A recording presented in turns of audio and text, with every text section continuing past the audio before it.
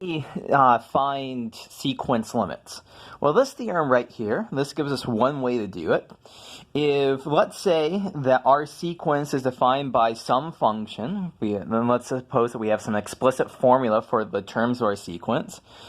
And if we can use calculus 1 to find the limit as x goes to infinity of f of x, so then the corresponding sequence, a sub n is f of n, it converges to the same limit. So the limit as n goes to infinity a sub n is equal to the limit as x goes to infinity of f of x. So let's look at a couple of examples of this. Find the limit of the sequence, 2 squared minus 2 over 2 squared, 3 squared minus 2 over 3 squared, 4 squared minus 2 over 4 squared, 5 2 minus 2 over 5 squared, so on and so forth. So it looks like here the nth term is going to be, so we have a 2 squared, 3 squared, 4 squared, 5 squared. Let's put an n squared here, minus 2 in each of these. And then the denominator is 2 squared, 3 squared, 4 squared, 5 squared. That's also n squared. The first term here is corresponding to n is equal to 2.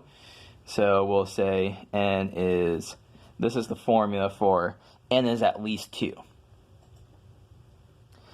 Okay, so from our theorem from before, we have a nice formula here. So really what we're being asked to do is that we're being asked to calculate the limit as n goes to infinity of a sub n is the limit as x goes to infinity of, let's just replace n with x squared minus 2 over x squared. And now this is just a calculus 1 problem.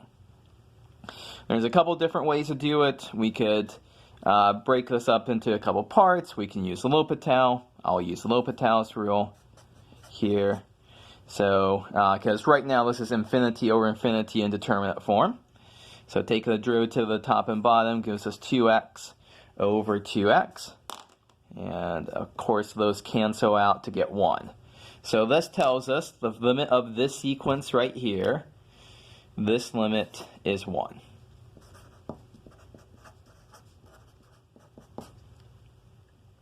Okay, another just quick example. And I say to you, what's the limit as n goes to infinity of the sequence with terms n plus natural log n over n squared?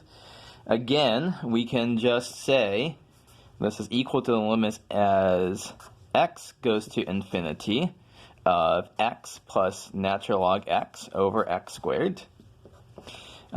Infinity over infinity right now, use the L'Hopital's rule.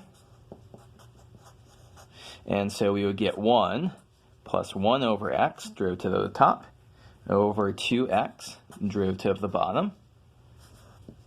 And if a little bit of rearranging, we don't have to rearrange at this point. We can just observe right now the limit of the numerator as x goes to infinity is 1. The limit down here is infinity. This whole thing, this is tending towards 0. So this limit here is 0. So the limit n goes to infinity of n plus log n over n squared. That original limit is equal to 0. So this is a useful tool to help us evaluate limits.